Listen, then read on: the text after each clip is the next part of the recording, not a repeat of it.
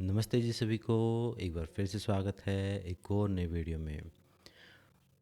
और यह जो वीडियो है यह एक इन्फॉर्मेशन है हमारे अपकमिंग प्रोग्राम्स के बारे में कि आगे मैं कुछ आपके साथ जानकारी साझा करना चाहता हूँ कि हम आगे क्या करने वाले हैं।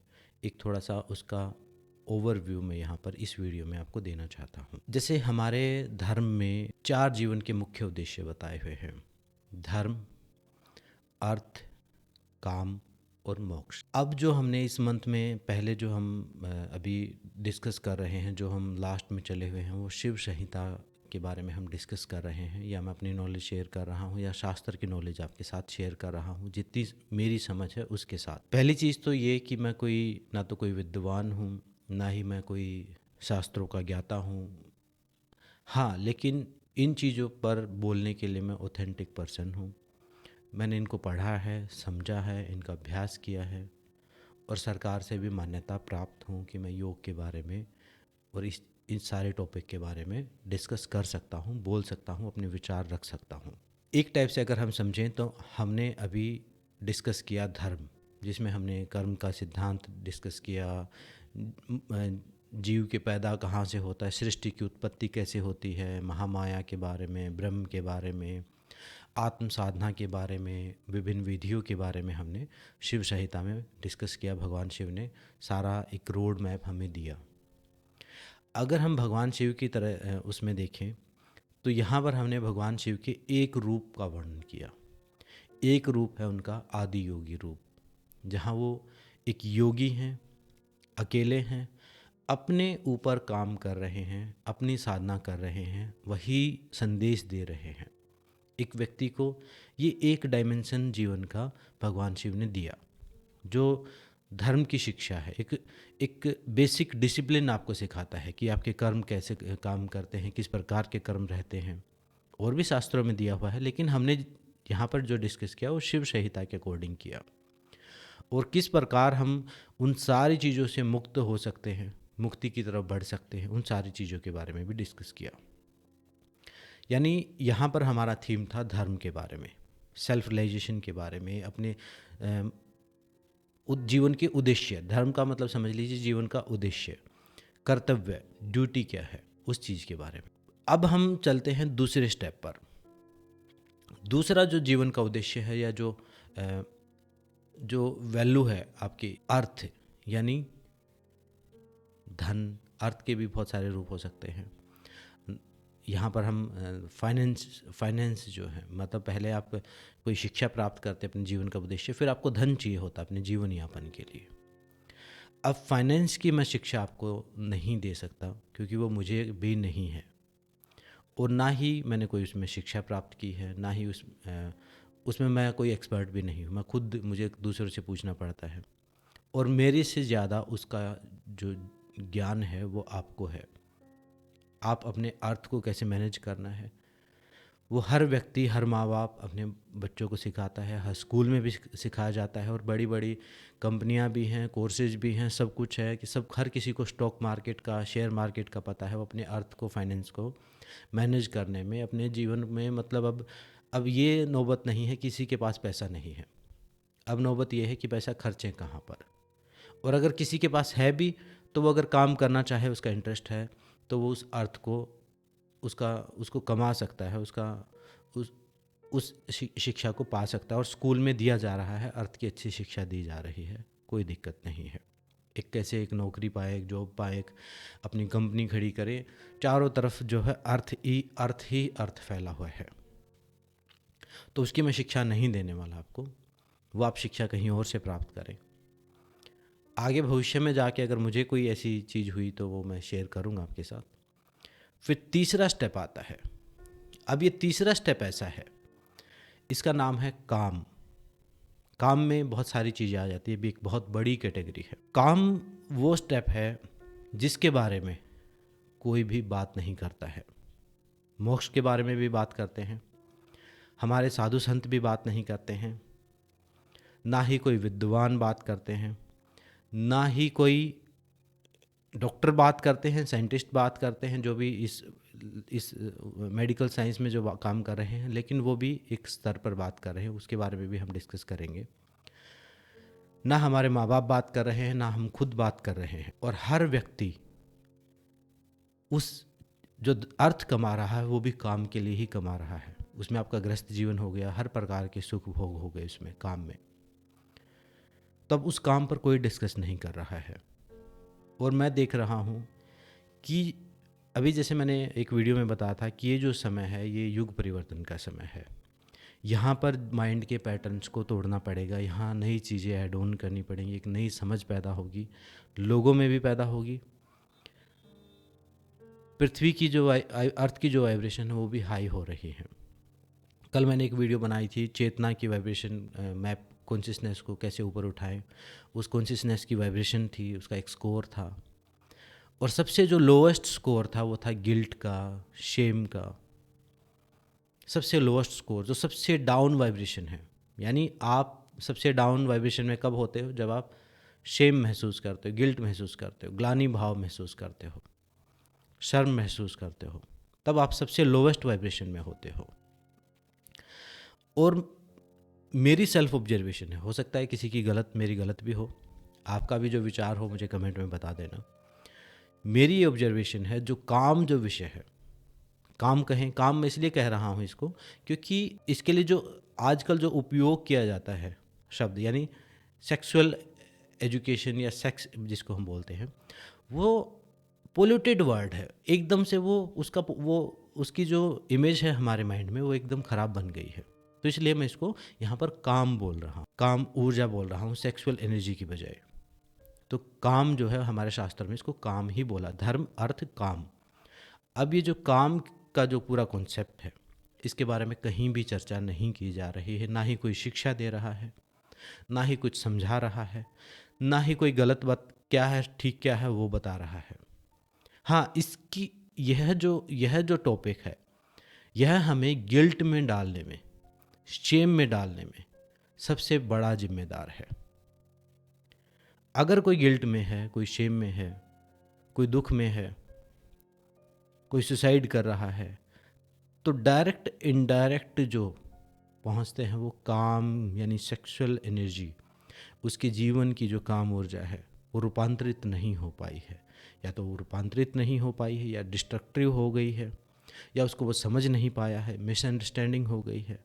चाहे वो किसी से ब्रेकअप हो जाए, चाहे वो कुछ भी अपने जीवन में कुछ क्रिएट ना कर पाए, वो कहीं ना कहीं इस काम ऊर्जा से ही, जो भी जीवन की क्रिएशन है, जो सर्जन है जीवन में, वो काम ऊर्जा ही है। और हम सब भी काम ऊर्जा से पैदा हुए हैं, पूरा ब्रह्मांड भी काम ऊर्जा से पैदा हुआ है। ये मेरे पीछे साइन है, यिन यांग, शिव शक्ति, ब्रह्म और माया का, पुरुष और प्रकृति का, इसी से पूरी सृष्टि, इसके आसपास जो डिजाइन है पूरी सृष्टि का है, इसी से पूरी सृष्टि पैदा हुई है। अब इस काम ऊर्जा के बारे में ना कोई काम किया जा रहा है, बस इसके बारे में गिल्ट दिया जा रहा है, सिद्धांत दिए जा रहे हैं, और गिल्ट फील करा जा रहा है, और शेम में डाला जा रहा है, और वही सारे वो सारे सिद्धांत, वो सारी बातें एक सामान्य व्यक्ति को, एक सामान्य साधक को लो वाइब्रेशन में लेके जाती है। और वो लो वाइब्रेशन में, वो साधना में ऊंचाइयाँ तो कहाँ पाएगा, वो गिल्ट महसूस करना शुरू कर देता है। खासकर आध्यात्मिकता में, स्पिरिचुअलिटी में जब भी कोई आता है, ये जब टॉपिक उसके जीवन में आता है तो उसको समझाया नहीं जाता है, उसके ऊपर थोप दिया जाता है कुछ, कैसा करना है, उसको समझाया नहीं जाता कैसे करना है, क्या फॉलो करना है, क्या रूल फॉलो करना है। उसमें भी कोई स्पेसिफिक नहीं, एक आइडिया दे दिया जाता है कि ऐसे करना है, कोई डिस्कस नहीं किया जाता। चाहे वो कोई गृहस्थ जीवन में एंटर कर रहा है या कोई आध्यात्मिक जीवन में एंटर कर रहा है। एक साधक है, मान लीजिए गृहस्थ जीवन में नहीं है, वो आध्यात्मिक जीवन में है, तो उसको भी कुछ नहीं समझाया जाता इस विषय में। और जो गृहस्थ जीवन में जा रहा है, जिसकी मैरिज होने वाली है, जिसकी शादी होने वाली है, बाकी चीज़ों के लिए, ऐसी फालतू की चीज़ों के लिए जो कहीं काम नहीं आने वाली, उसके लिए हम 15 साल 16 साल ऐसे एजुकेशन हम दिलाते हैं जो जिसमें से 2-4 साल ही काम आते हैं, बाकी तो फालतू की है, किसी काम की नहीं। वो चीज़ें पढ़ने में हम अपना पूरा समय व्यतीत कर देते हैं, लेकिन इसके बारे में कोई नहीं सिखा रहा होता। स्कूल में भी जहाँ पर ये 9th 10th क्लास में ये चैप्टर आने, रिप्रोडक्टिव सिस्टम जो पढ़ाना होता है, वहाँ भी टीचर हमारे समय में तो स्किप कर देते थे, पढ़ाते ही नहीं थे, छोड़ देते थे, कहते खुद पढ़ लो। अब जिन समस्याओं का सामना मैंने किया या हमारी एज ने किया, हमसे पहले वाली एज ने किया, उन समस्याओं का सामना अब आने वाली एज को ना करना पड़े।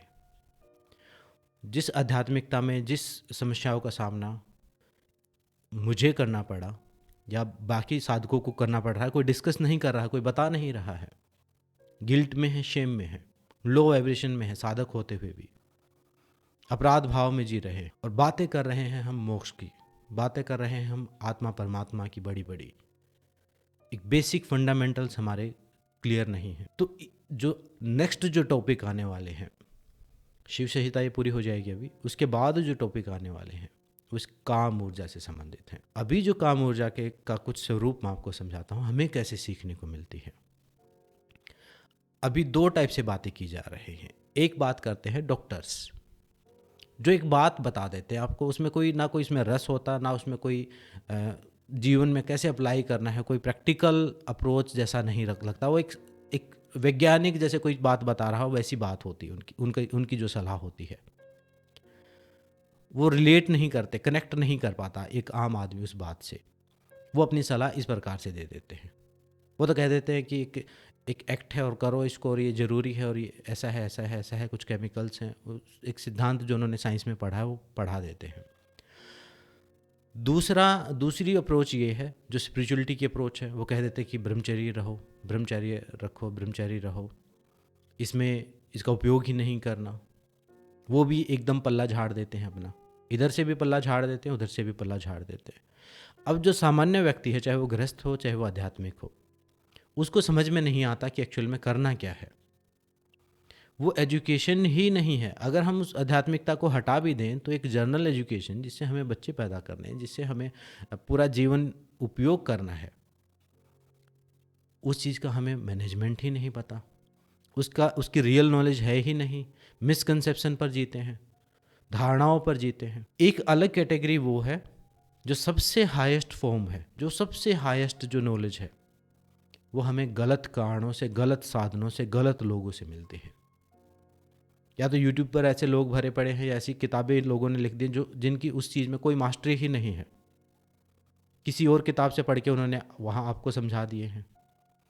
या हमें ऐसे लोगों से पता चलते हैं जो खुद उस विक्षिप्त अवस्था को प्राप्त है उस विषय में, जिनकी काम ऊर्जा खुद की विक्षिप्त हो गई है, आपको भी विक्षिप्त कर रहे हैं, वो आपको भी धकेल रहे हैं गहरे कुएं में।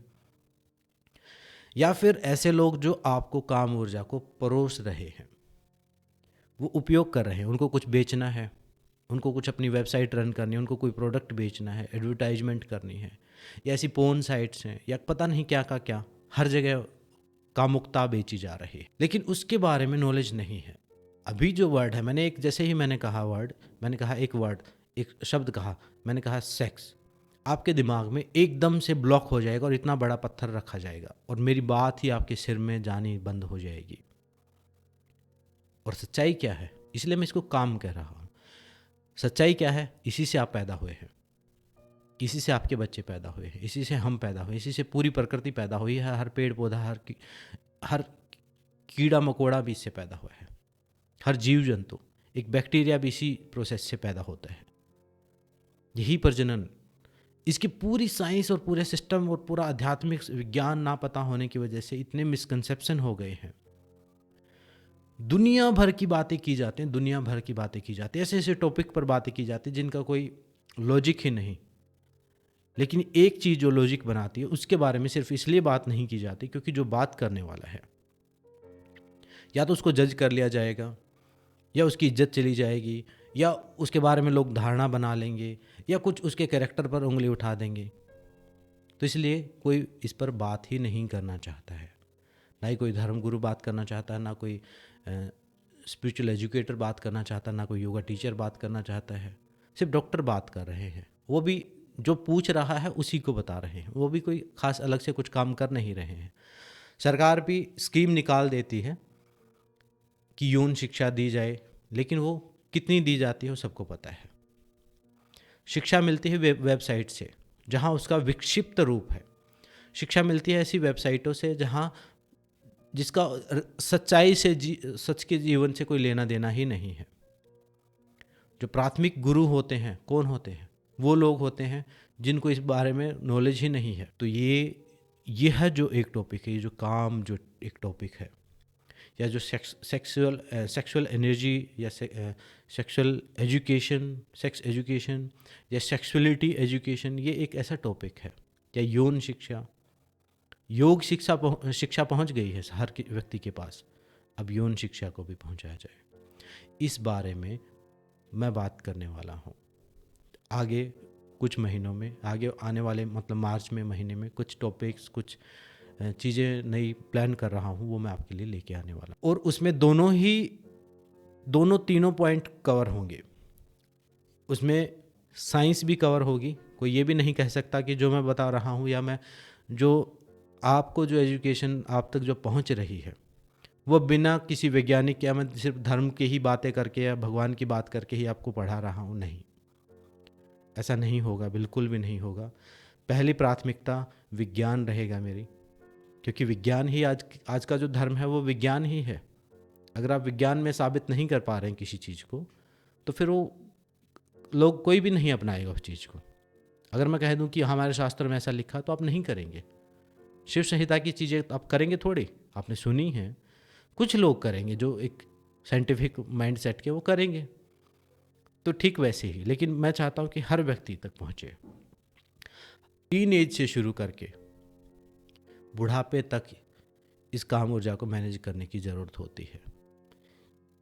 इसका क्या दुरुपयोग हो सकता है, क्या सदुपयोग हो सकता है, क्या सावधानियां हो सकती हैं, क्या क्या इसकी उपयोगिता हो सकती है, क्या क्या इसकी संभावनाएं हो सकती हैं, उन सब के बारे में बात करने वाले हैं आगे आने वाले कुछ सेशंस में। इसके बारे में हो सकता है एक पूरी सीरीज में स्टार्ट कर दूं, और इसमें मैं विभिन्न प्रकार के एक्सपर्ट्स के साथ आपके वो जो नॉलेज है वो मैं नहीं दूंगा, क्योंकि मैं उसके लिए कोई ऑथेंटिक पर्सन नहीं हूँ। मेरे जीवन का एक्सपीरियंस मैं शेयर करूँगा आपके साथ, लेकिन अलग अलग एक्सपर्ट्स के थ्रू कि योग क्या कहता है, धर्म क्या कहता है, और साइंस क्या कहती है, और धर्म और साइंस क्या कहती है, और एक गृहस्थ आदमी का क्या डिसिप्लिन होना चाहिए, और एक युवा का, एक अनमैरिड व्यक्ति का क्या डिसिप्लिन होना चाहिए, और एक साधक का क्या डिसिप्लिन होना चाहिए, और एक माँ बाप की क्या रिस्पॉन्सिबिलिटी होनी चाहिए, हर चीज़ के बारे में। और एक as a male, as a पुरुष आपका क्या कर्तव्य बनता है और क्या आपको पता होना चाहिए, और एज ए फीमेल आपका क्या कर्तव्य है और क्या पता होना चाहिए। वो साइंटिफिक भी, स्पिरिचुअल भी, दोनों को जोड़ के, शास्त्र भी और विज्ञान भी क्या कहता है, उसका एक सम्यक ज्ञान, एक संतुलित ज्ञान, बिना किसी अश्लीलता के, बिना किसी पोर्नोग्राफी के, बिना किसी मनोरंजन या तड़का लगाए, बिना किसी एंटरटेनमेंट के आप तक मैं वो पहुंचाने वाला हूं। अब मुझे ये नहीं पता कि मैं उसमें कितनी सफलता मुझे मिलेगी, लेकिन ये जो टॉपिक है ये काफ़ी दिन से, मतलब और लगभग पिछले एक साल से इसको मैं समझने की कोशिश कर रहा हूँ, इसको जानने की कोशिश कर रहा हूँ, इस पर काम कर रहा हूँ।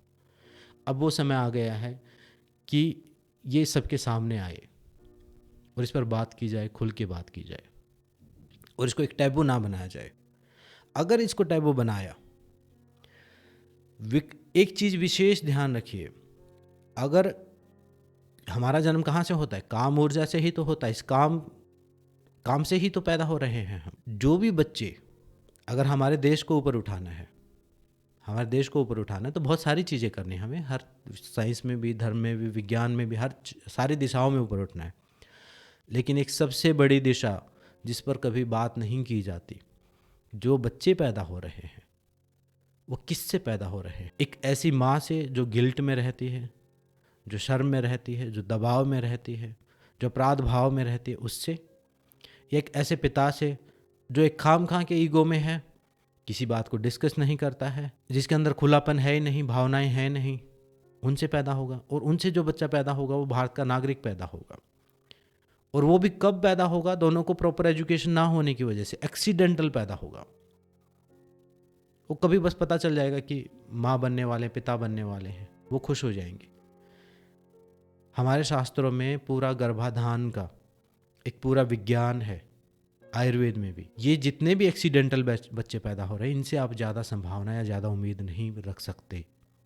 ठीक है, बाहर की चीज़ें करनी है, हमें धर्म भी करना है, अर्थ भी करना है, बहुत सारी चीज़ें करनी है, लेकिन आप ये देखिए कि जो जनरेशन आगे आने वाली है, भारत को चलाने वाली है, वो सब एक्सीडेंटल चाइल्ड होंगे। और हमारा धर्म कहता है कि प्रार्थना से उतारना है बच्चों को, मंत्रों से उतारना है उन आत्माओं को।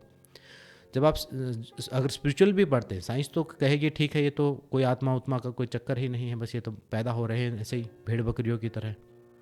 लेकिन हमारा धर्म क्या कहता है, आध्यात्मिकता क्या कहती है कि जब कोई बच्चा कंसीव होता है तो उस समय माँ बाप की क्या चेतना की क्या अवस्था है, उस हिसाब से ही वो आत्मा को अट्रैक्ट करते हैं। वही आत्मा गर्भ में या उनसे पैदा होती है, वही आत्मा जन्म लेती है। अब ये एक्सीडेंटल जो चाइल्ड है, जिनका कुछ अता पता नहीं है कि ये इंसान पैदा हो रहे हैं कि शैतान पैदा हो रहे हैं, ध्यान से देखिएगा। एक बहुत बढ़िया बात मेरे को लगी थी, किसी गुरु से किसी शिष्य ने पूछा था कि गुरुजी, पुराने ज़माने में तो बहुत भूत प्रेत दिखाई देते थे, बहुत भूत प्रेतों की कहानियाँ थी और लोगों को दिख भी जाते थे, और आजकल तो कुछ भी नहीं दिखता है। हम कहानियाँ सुनते हैं, पुराने किस्से कहानियों में तो बहुत जिक्र होता है इन चीज़ों का, लेकिन अब तो है ही नहीं। तो उस गुरु ने बहुत बढ़िया आंसर दिया था और मुझे वो कहीं ना कहीं सत्य लगा था, आपको भी हो सकता है सत्य लगे। उन्होंने कहा था, अब उन भूत प्रेतों ने जन्म ले लिया है। पहले उनके लिए उपयुक्त माता पिता नहीं थे, प्योरिटी का जो लेवल था बहुत ज़्यादा था, उपयुक्त माता पिता नहीं थे। अब वो तामसिकता इतनी बढ़ गई है कि उन सब ने जन्म ले लिया है, तब दिखाई कहाँ देंगे, वो सब पैदा हो गए इंसान के रूप। तो अगर हमें अपने देश के लिए भी काम करना है, अपने धर्म के लिए भी काम करना है, अपने सनातन के लिए भी काम करना है, तो भी हमें उस टैबू, उस टॉपिक को बाहर निकालना पड़ेगा, उसको, उन सारी फाइलों को झाड़ के दोबारा से पढ़ना पड़ेगा, समझना पड़ेगा और एक नया रूप देना पड़ेगा। ना ही ये काम या ये कहने से काम चलेगा ये तो एक प्राकृतिक क्रिया है, चलने दो, तो फिर रेप होंगे, फिर तो चलने दो, प्राकृतिक क्रिया है तो फिर तो हम जानवर ही हैं फिर तो। और ना ही ये कहने से काम चलेगा कि हम ब्रह्मचर्य रखो, फिर अपराध भाव रहेगा, गिल्ट फील रहेगा, अंदर कामुकता रहेगी, बाहर से दबाए फिरते रहेंगे लोग। तो इस चीज़ के ऊपर हम, मेरे से जितना हो पाएगा, वही जो एक गिलहरी का जो प्रयास था, जैसे राम सेतु में एक कहानी है ना, राम सेतु में एक गिलहरी भी अपनी छोटी छोटी कंकर डाल रही थी, मतलब अपना प्रयास दे रही थी, उससे कोई फ़र्क नहीं पड़ रहा था, लेकिन छोटा छोटा कंकर डाल रही थी। तो वैसा ही प्रयास मैं भी करने वाला हूँ, और मुझे चिंता नहीं कि लोग मेरे बारे में क्या सोचेंगे, वो मैं कभी से नहीं सोचता, और ना ही मेरे माँ बाप ने पहले से ही सिखाया। पहले से ही मेरा जो माइंड सेट है, जो मुझे पर्सनली जानते हैं, वो मेरे माँ बाप ने पहले से ही मुझे इस टाइप से बनाया है कि मैंने अपने माइंड में अपनी कोई इमेज क्रिएट की ही नहीं है कि किसी चीज़ से मेरी इज्जत बढ़ जाने वाली है, किसी चीज़ से मेरी बेइज्जती हो जाने वाली है। वो डिसाइड करेंगे मेरे कर्म। जो चीज़ मुझे ठीक लगती है या मैं अपनी तरफ से जो मैं बेस्ट दे सकता हूँ, वो आपको मैं देने की कोशिश करूँगा। तो आगे यह जो है, ये एक कदम रहेगा और उसमें आप सबका सहयोग भी चाहिए मुझे। उस चीज़ पर बात करेंगे आप सुनेंगे उन सारी चीज़ों को, और उस पर सवाल भी करेंगे आप सवाल, आपका क्या काम रहेगा, आपका जो सहयोग मुझे चाहिए वो सवाल करने का चाहिए। क्योंकि जब तक सवाल नहीं होते, सिर्फ गर्दन हिलाने वाले होते हैं, तो फिर वहाँ पर प्रॉपर कम्युनिकेशन हो नहीं पाता, प्रॉपर लर्निंग नहीं हो पाती है। जैसे मैं स्कूल में जाता था अपने, तो हमारे जो टीचर थे वो बोलते थे समझ में आ गया, तो हम कहते थे हाँ जी, सारे एक ही लय में बोलते थे हम पूरे। तो ऐसे हाँ जी वाले नहीं चाहिए, और ऐसे अनाड़ी भी नहीं चाहिए कि उल्टे पुल्टे सवाल पूछे। एक सम्यक ज्ञान, एक उस चीज़ को समझ के उससे रिलेटेबल क्वेश्चंस आप पूछे। ऐसा भी नहीं कि अब मैंने बोल दिया कि सवाल ही पूछना तो कुछ भी पूछ लें। जैसे एक हमारे हरियाणा में एक चुटकुला है कि एक ताऊ जी थे, एक चुटकुला है ये, बस स्टैंड पर गए हुए थे, तो वहाँ पर लिखा हुआ था पूछताछ, इंक्वायरी जहाँ होती है पूछताछ। तो ताऊ जी ने पूछा कि भाई वो क्या लिखा है, पूछताछ का मतलब क्या? कि उन्होंने कहा, किसी ने बताया कि भाई यहाँ पर आप कुछ भी पूछ सकते हो, कोई भी जानकारी चाहिए तो आप पूछ सकते हो। तो ताऊ जी ने कहा कि भाई लड्डू क्या भाव है बताओ। तो वो वाले सवाल भी नहीं चाहिए कि लड्डू क्या भाव है, मतलब टॉपिक से रिलेटेड आप सवाल करेंगे, उसमें मेरी मदद मिलेगी, क्योंकि मैं यहाँ पर मदद लेने वाला हूँ दूसरे लोगों की। यहाँ पर मैं मदद लेने वाला हूँ डॉक्टर्स की, स्पेशलिस्ट जो उस फील्ड के स्पेशलिस्ट हैं। यहाँ पर मैं मदद लेने वाला हूँ उन एक्सपर्ट्स की, चाहे वो आध्यात्मिक एक्सपर्ट हों, चाहे वो वेद के एक्सपर्ट हों, चाहे वो उपनिषद के एक्सपर्ट हों, जो भी मुझे जहाँ भी मिलेंगे, जो मेरे साथ खुल के बात करने को तैयार होंगे और मुझे लगेगा कि हाँ ये ऑथेंटिक पर्सन है उस बात को करने के लिए, उनसे वो मैं ज्ञान प्राप्त करने की कोशिश करूँगा। वही ज्ञान प्राप्त करते करते आप तक पहुँचाऊँगा, और मेरी भी जो इन्फॉर्मेशन, मेरी भी जो नॉलेज है वो मैं शेयर करूँगा उस टॉपिक के बारे में। और यहाँ पर हर टॉपिक हम कवर करने वाले। यहाँ पर हम ब्रह्मचर्य से लेके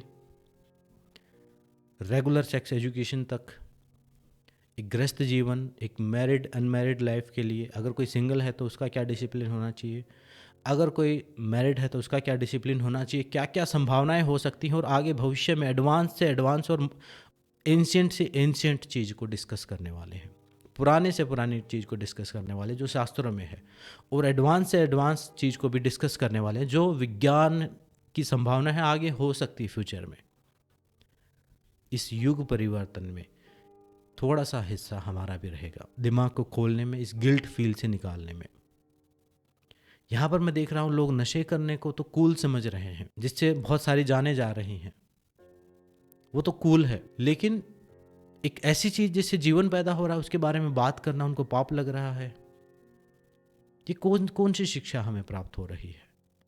और जो समझा रहे हैं वो भी इस टाइप से समझा रहे हैं कि वीडियो देखने वाला हाथ जोड़ दे कि हम तो, हमारे से पापी कोई नहीं, हम तो अज्ञानी, गुरुजी अब आप ही बताइए, आप ही मार्गदर्शन करें। तो इसका सम्यक ज्ञान क्या है उसको हम सब मिलके एक्सप्लोर करने की कोशिश करेंगे, अपने स्तर पर काम करने की कोशिश करेंगे, अपनी तरफ से हम हाथ पैर मारेंगे, अपनी भागदौड़ में कोई कमी नहीं छोड़ेंगे। और फिर उससे क्या कंक्लूजन निकलेगा वो आप सबको भी सीखने को मिलेगा। और आप जो ओपन माइंड, इस चीज़ के लिए मैं ये वीडियो क्यों बना रहा हूँ कि आपको इस चीज़ के लिए ओपन माइंड रख, जब मैं कर सकता हूँ वो चीज़, उस चीज़ पर डिस्कस, तो आप भी कर सकते हैं। आपने शिव संहिता की बातें पढ़ी, मैंने इससे भी गहरी बातें पढ़ी हुई हैं, पढ़ी भी हैं, मैं अभ्यास भी करता हूँ उनका। सात्विकता भी मैंने एक्सट्रीम लेवल की प्रैक्टिस की हुई है। और ये राजसिकता का समय है, तो इस राजसिकता में भी हमें मास्टरी हासिल करनी है, इसको समझना है। यही ऊर्जा आपको इस भौतिक संसार में सफलता दिलाती है और यही ऊर्जा आपको आध्यात्मिक संसार में सफलता दिलाती है। भगवान शिव ने भी कहा है कि एक साधक का युवक होना चाहिए, युवा होना चाहिए, उसमें काम ऊर्जा होनी चाहिए। अगर नहीं होगा, फ्यूज बल्ब नहीं चाहिए हमें साधना के लिए भी। वो एनर्जी तभी ट्रांसफॉर्म हो पाएगी जब उसमें कुछ बिजली है, कुछ करंट है, और वो करंट क्या है? आपके अंदर की काम ऊर्जा है। कहीं एक बहुत सुंदर लाइन मैंने पढ़ी थी कि जिस दिन आपको पता चलेगा कि सेक्सुअल एनर्जी से, यानी इस काम ऊर्जा से मैजिक क्रिएट किया जा सकता है, उस दिन आपका जीवन बदल जाएगा। उस दिन आप इसको भोग की वस्तु नहीं मानेंगे, उस दिन आप इसको पवित्र मानेंगे, उस दिन आप इसको वेस्ट नहीं करेंगे, उस दिन आप इसकी उपयोगिता को समझेंगे। ये आपके जीवन की, हमारे ऋषियों ने भी कहा, हमारे जीवन की जो सबसे मूलभूत ऊर्जा है, कुंडलिनी जिसको कहा है, वो काम ऊर्जा ही है। माँ जिसको कहा है, काली जिसको कहा है, वो कुल कुंडलिनी, वही यही ऊर्जा है। वो जब ये बाहर जाती है तो संसार बनती है, जब अंदर जाती है तो ये समाधि बनती है, मोक्ष बनती है। इसी को ट्रांसफॉर्म करने के लिए जो विभिन्न आयाम हैं उनको हम समझने की कोशिश करेंगे, और उसमें हम हर चीज़ कवर करने वाले हैं। उसमें हम as a individual, as a male, as a female, as a mother father, as a student, या as a teenage, as a young, as a single, as a sadhu, as a sadhak, क्या क्या हम कर सकते हैं वो सारी संभावनाएं हम खोल के रखने वाले हैं। और उन सारी चीज़ों पर स्टेप बाय स्टेप काम करेंगे। छोटे छोटे सेशंस भी लेके आएंगे, हो सका तो कुछ, वो डिपेंड करता है वो रिस्पॉन्स के ऊपर, आपके रिस्पॉन्स। हाँ, ये बात कंफर्म है, यहाँ हम कोई इंटरटेनमेंट करने वाले नहीं हैं। जैसे आजकल सेक्स एजुकेशन के नाम पे यूट्यूब पे आप सर्च करेंगे तो एंटरटेनमेंट आपको मिल जाएगा, पता नहीं ऊट पटांग टॉपिक, ऐसे टॉपिक मिलेंगे आपको, क्योंकि वहाँ तो उनको व्यू बढ़ाने हैं, अपने उनको बढ़ाने हैं, उनको रियल नॉलेज की बात नहीं, वहाँ बन रहे हैं पैसे, वहाँ बढ़ रहे हैं व्यू। और व्यू किसके बढ़ रहे हैं, देखने वाली पब्लिक कौन है, उनको मिटाने अपने दिमाग की खुजली। और दिमाग की खुजली के लिए उठ पटांग टॉपिक, पता नहीं ऐसी ऐसी चीज़ें उसमें भरी पड़ी हैं, बात भी नहीं कर सकता व्यक्ति। अश्लीलता है, यहाँ हम बिना किसी अश्लीलता के एक सम्यक तरीके से उस चीज़ के ऊपर डिस्कस करेंगे, बात करेंगे। और आप सबके सवाल मैं आमंत्रित करता हूँ। अगर आपके पहले से ही कोई चीज़ सवाल हैं तो आप एक लिस्ट बना लीजिए, व्हाट्सएप मेरा नंबर मैं आपको दे दूँगा, मुझे व्हाट्सएप कर दीजिए, एक लिस्ट बना लीजिए। चाहे वो सवाल आपकी पर्सनल लाइफ के बारे में हो, आप अपना नाम ना लिखें, कोई दिक्कत नहीं है, उसमें आप पूरी एक्सप्लेन ना करें, लेकिन एक ऐसी चीज़ दे दें वो हर व्यक्ति के काम आए। या वो जो है ऐसा सवाल हो कि आपके बच्चों के बारे में हो, टीन एज के बारे में हो, कि स्कूल एजुकेशन या ऐसे किसी भी एज ग्रुप के बारे में हो, हर प्रकार के इस टॉपिक से रिलेटेड, इस सेक्स एजुकेशन, यौन शिक्षा और योग शिक्षा तो हम कवर कर ही रहे हैं, पूरा चैनल ही योग शिक्षा का है, मैं खुद ही योग शिक्षक हूँ, तो वो तो हमारा चलता ही रहेगा, वो सब चीज़ें जो चलेंगी ही। लेकिन ये एक धारा साथ साथ में हम चल रहे हैं लेके, और इसमें कितने कामयाब होंगे, आप सबके साथ के बिना मैं उसमें अकेला कामयाब नहीं हो पाऊँगा। मुझे एक्सपर्ट्स की भी ज़रूरत पड़ेगी, और अगर कोई ऐसा एक्सपर्ट है उनको भी मैं आमंत्रित करता हूँ। अगर कोई ऐसा है जो इस बात पर खुल के अपना व्यू दे सके, बिना किसी जजमेंट के, बिना किसी लेबलिंग के। मुझे लेबलिंग यहाँ पर नहीं करनी, यहाँ लेबलिंग मैं कोशिश करता हूँ कि मैं जो भी बताऊँ वो बिना किसी लेबलिंग के हो। वहाँ कोई कि ये उसने कहा नहीं, जो सम्यक ज्ञान है उसकी चर्चा हम करने की कोशिश करेंगे, या फिर जो शास्त्रों में है वो। शास्त्र जो है वो लेबल नहीं है, शास्त्र तो धर्म, वो तो पूरा सनातन धर्म ही उसी के ऊपर है। तो जो उन सबको मैं आमंत्रित करता हूँ। आपके सवाल हैं तो भी आपको आमंत्रित कर रहा हूँ उन सवालों को। इसमें मैं एक नंबर दे दूँगा, उस पर आप भेज सकते हैं, या आपके माइंड में ये चीज़ें कवर होनी चाहिए वो भी आप बता सकते हैं, आप सलाह दे सकते हैं। आप इस यात्रा में हम सब साथ हैं। और इस चीज़ की मैं गारंटी देता हूं कि आपको ऐसी चीज़ें जानने को मिलने वाली हैं जो आज तक आपने नहीं समझी होंगी, आपने आज तक इमेजिन नहीं किया होगा कि ऐसा भी कोई ज्ञान हो सकता है, या ये व्यू भी हो सकता है। एक इतना सम्यक तरीके से, इतना हेल्दी तरीके से, इतना स्वच्छ तरीके से, इतना साफ सुथरा ज्ञान भी हो सकता है। इस प्रकार से हम इस टॉपिक पर बात करने वाले हैं, इसको कवर करने वाले हैं। तो आपके सुझाव, आपके सवाल और आपका सहयोग सबको आमंत्रित करता हूं। आप जिस प्रकार से भी करना चाहें, जिस प्रकार से भी मुझे सहयोग करना चाहें, क्योंकि मेरी अकेले की बुद्धि जो है वो लिमिटेड है। एक ग्रुप कॉन्शियसनेस जो होती है, जिसको हम अध्यात्म में बोलते हैं ग्रुप कॉन्शियसनेस, हम सेम माइंडसेट के लोग हैं, और उनकी जो ग्रुप कॉन्शियसनेस, उन सब की बुद्धि को मिला के एक महामन बनता है, एक बड़ा मन बनता है। उसमें क्या चला हुआ है वो भी जानना चाहता हूँ। आप अपने सुझाव दे सकते हैं, अपने सवाल दे सकते हैं, किसी भी प्रकार से आप मदद कर सकते हैं। और कुछ नहीं कर सकते तो इस काम को आप अप्रिसिएट कर सकते हैं। अप्रिसिएट भी नहीं कर सकते तो उस काम को, उसको सुन के, समझ के अपने जीवन में अप्लाई कर सकते हैं। हमारी मदद ना करें, अपनी मदद कर लें, तो आपका भी भला होगा, आपके आने वाली जनरेशन का भी भला होगा, और आने वाली जनरेशन ही इस भारत देश को ऊपर उठाने वाली है। ध्यान रहे, हम अकेले सिद्धांत, हम सिर्फ ये उनको रीति रिवाज उनके ऊपर अगर हम थोपना चाहेंगे, हमारे वाली जनरेशन ने चाहे वो स्वीकार कर लिए थे, लेकिन आने वाली जनरेशन स्वीकार नहीं करेगी। आप कहेंगे कि बेटा टीका लगाओ सुबह, तो टीका लगाने के पीछे आपको लॉजिक देना पड़ेगा, साइंस देनी पड़ेगी, तभी वो टीका लगाएंगे। आप रीति रिवाज के नाम पे या भगवान के भय के नाम पे उनको नहीं डरा सकते, या पाप धर्म पुण्य कर्म नहीं समझा सकते उनको। आप, ये लॉजिकल माइंड है, ये साइंस का ज़माना है, तो एक साइंस देनी पड़ेगी, एक लॉजिक देना पड़ेगा। उसी लॉजिक तक पहुंचने में मैं आपकी थोड़ी सी मदद करने वाला हूँ। तो ये एक इन्फॉर्मेशन थी, एक थोड़ी लंबी वीडियो हो गई, इसको ध्यान से सुन लीजिएगा और समझ लीजिएगा, और आपके भी जो सुझाव हों तो दीजिएगा। तो आज की वीडियो में इतना ही। मेरी बातों को ध्यान से सुनने के लिए सबका धन्यवाद। एक भगवान शिव के एक नए रूप को भगवान शिव का एक योगी रूप भी है और एक गृहस्थ रूप भी है, जहाँ पर माँ पार्वती होती है, गणपति होते हैं, तो एक गृहस्थ रूप भी है, उस रूप के बारे में हम बात करने वाले हैं। तो आज की वीडियो में इतना ही। मेरी बातों को ध्यान से सुनने के लिए सबका धन्यवाद। सबको नमस्ते। ओम शांति शांति शांति।